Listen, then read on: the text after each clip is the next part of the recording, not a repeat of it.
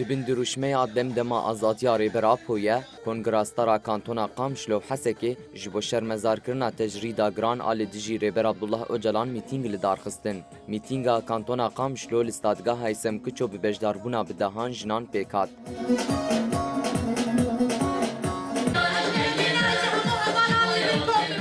Di mîtingê de li ser navê rêveberiya Xweser û Koordinasyona Kongrastara xaftin hatin kirin, ew weke jinên Bakur û Rojhilatê Sûriyê tekoşîna xwe ya ji bo azadiya rêber Apo didûmînin. Beşdarvanên mîtingê ji Rojava TV re gotin divê jinên herêmê ji bo pêkanîna azadiya rêber Apo dengê xwe bilind bikin.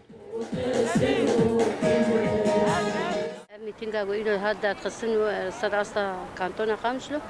wekî jinên Rojavayê Kurdistanê wekî jinê Qamişlo bi giştî gerek em xwedînerîn û helwestin ji bo azadiya serokê xwe em îro em giş li qada bin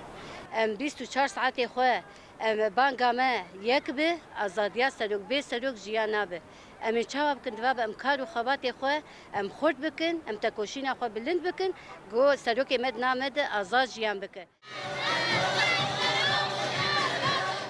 Di mîtinga bajarê Hesekê de jî endama Encûmena Malbatên Şehîdan Fatma Ehmed axivî û got dewleta Tirkiye 25 salên rêber Abdullah Öcalan ji hemû mafên wî yên sereke bêpar hiştiye.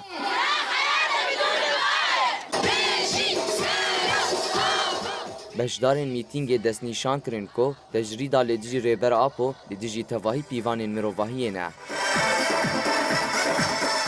Yani hukukul insan yani ticari لکلکی انسان مظلوم ناسکن الکلک دشمن سکنه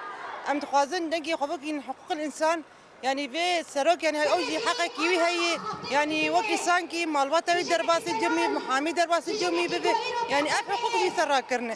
ام دخوازن حد جبر حتى امرالي ام دنگي خوشينين حمو باجارة حمو دولتا ام دخوازن محامي سروك درباسي جم سروكاتي بام آگاهي کی جب Mîtinga li bajarê Qamişlo û li bajarê Hesekê bi duruşmeyên bijî serok Apo, bijî berxwedana Imralî û bi tilîliyên dayîkan bidawî bû.